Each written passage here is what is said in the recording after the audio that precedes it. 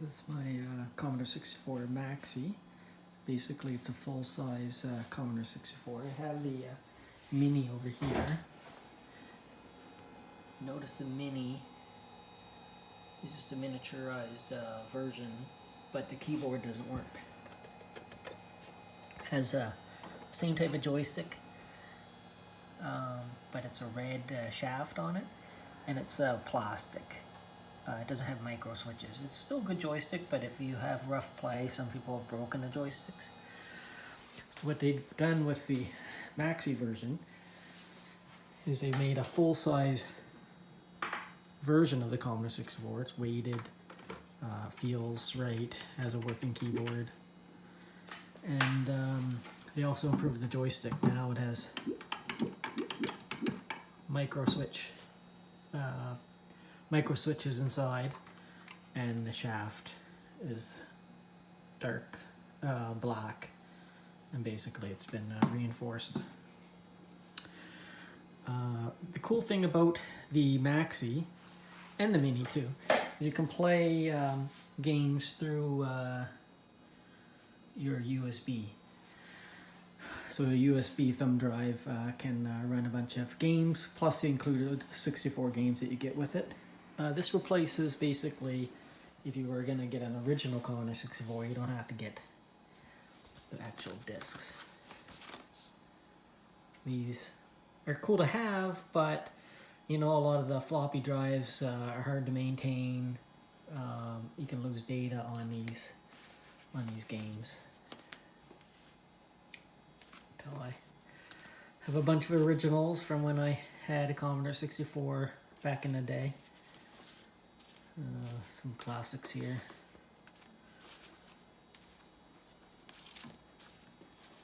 Wasteland. Zach McCracken, that's a good one.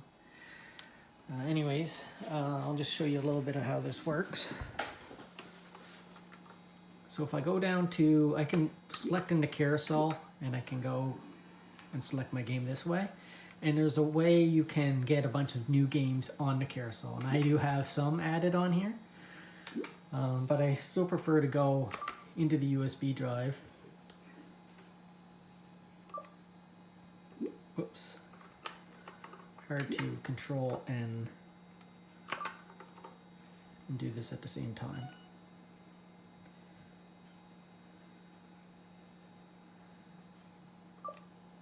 Whoops.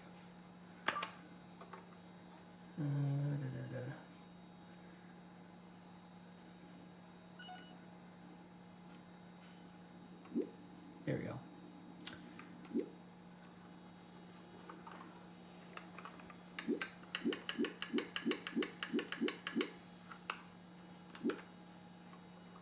Just gonna go to one of my favorite games here, Telengard.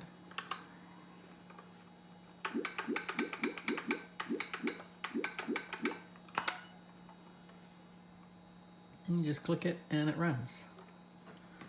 Now this one is a keyboard only game. This is one of the first role-playing games. Very hard. You die lots, and so it's a challenge just to survive in the dungeon, so it's pretty cool. I'll show you a little bit of gameplay, and the cool thing about this is they have all the printed keys, which is good for programming. You can go right into basic and program, run games that way. It's really slick. It really feels like you're playing a regular. You have a Commodore 64 that can run on USB.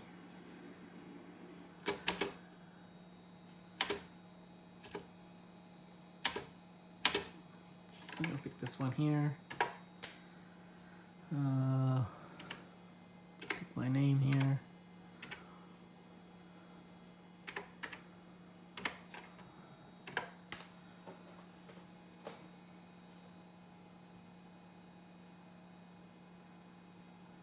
And the classic thing about these early games is you have to kind of use your imagination. Oh, I'm already fighting something. Level 4 troll. I'm gonna cast level 1 and level spot number 2 is sleep. Hopefully it'll fall asleep.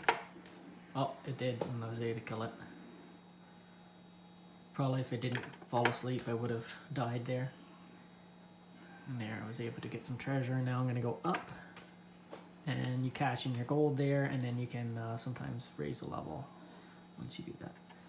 So I could save my character or go back in. The problem is with this, unless you back up and use the save states on here, if you lose your character, you lose your character, and that's the challenge of it. You die, right? Oh, the Hobbit is gonna try to steal something from me, but didn't have anything because I'm just starting out. I'll show you how the save states work. So I hit on the joystick, and then there's all my save states there. So I already have a bunch of games.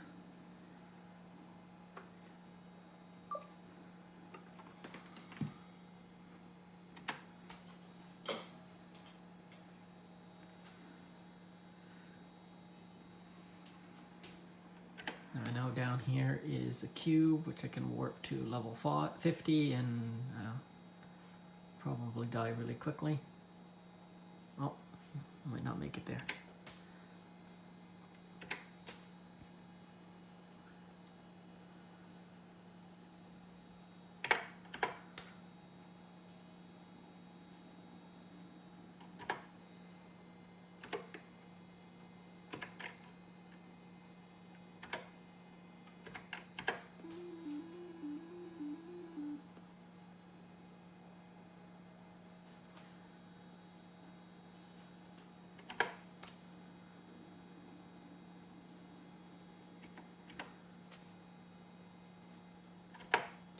Oops, I missed that treasure chest. Oops, I double clicked and I lost it. So the good thing about going to level 50 is you can, if you get an item, then you can try to find a scroll rescue and then go back with your big item. A level 21 Hobbit, I'm probably going to die here. Try to sleep it. Oh, wow. Oh, that's the treasure chest. And mine is 52 hit points. And I'm dead. No. And then there I am back to basic view. See, so I can program on here, 10.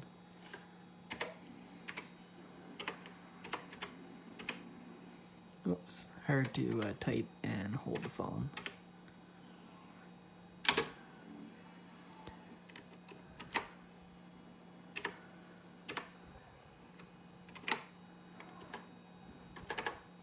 And run. So, a very basic program, but you get the idea.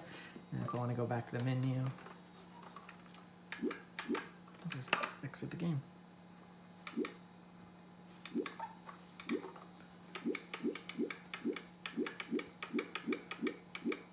Here's just some examples of some of the games. Some of these I've added new ones.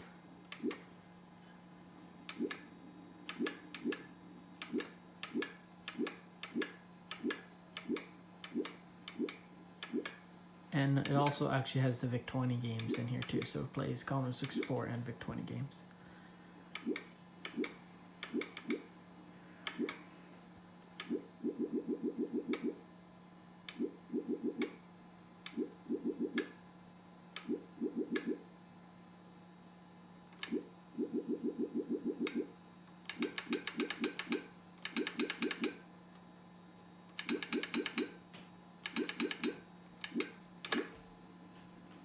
Impossible Mission, classic game.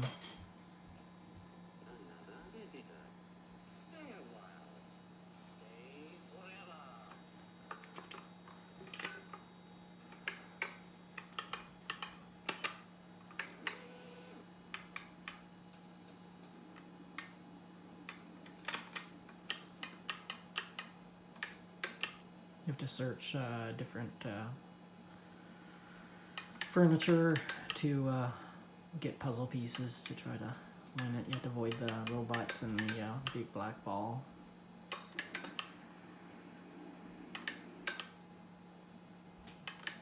You can fall down pits and slate die from the robots. I'll show you that. They move and shoot electricity, but in this room, it's a pretty simple room.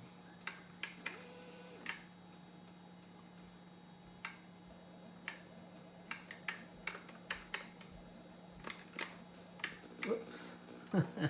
Again, hard to play with one hand. Anyways, you get the idea. Quit out of that. You can have save load states in this one as well. And pretty cool.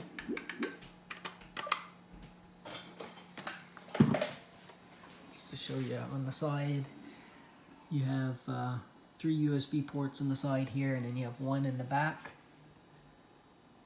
HDMI, power, the power switch is here on the side as well.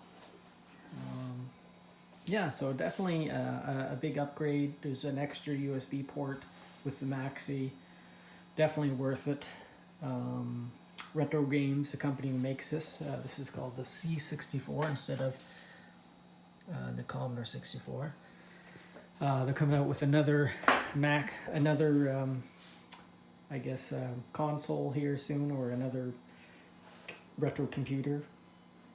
So I'll be looking forward to that. I also have the a500 Mini, which I'll show you right here from Retro Games.